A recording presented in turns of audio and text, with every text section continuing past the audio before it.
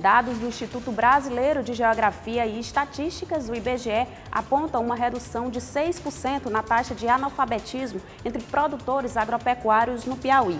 Apesar disso, muitos deles ainda não conseguem nem ler e nem escrever, como mostra a reportagem de Zanviana.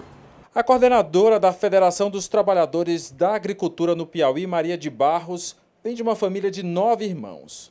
Teve a experiência de morar no campo por muito tempo.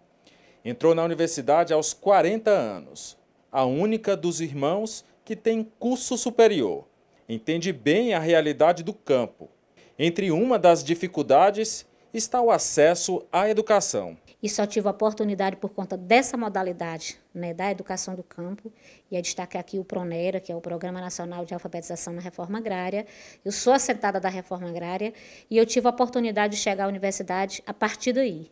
Lembrando que a educação do campo, para os sujeitos do campo, ela só veio também através das nossas lutas, dos movimentos sociais do campo, do movimento sindical, de outros movimentos que se aglomeraram, inclusive com pesquisadores, professores de universidade que têm lado e disseram, olha, é preciso uma educação diferenciada para os sujeitos do campo. Então, foi aí que eu cheguei na universidade. Pesquisa divulgada pelo Instituto Brasileiro de Geografia e Estatística, o IBGE, revelou que mesmo com uma redução de 6% do analfabetismo entre produtores agropecuários, 42 deles ainda não sabem ler e escrever. É necessário olhar para esses dados e organizar uma ação política de amplo alcance que possa ir ao encontro dessas pessoas. Nós não vamos esperar que as pessoas que estão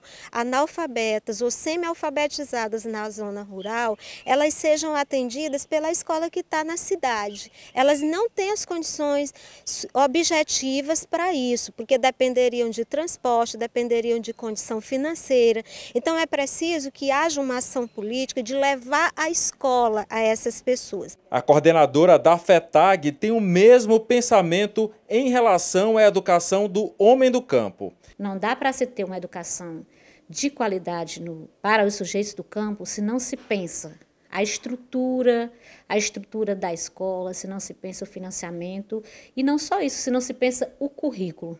Mais importante da educação para os sujeitos do campo é também o currículo, é eu estudar de acordo à minha realidade.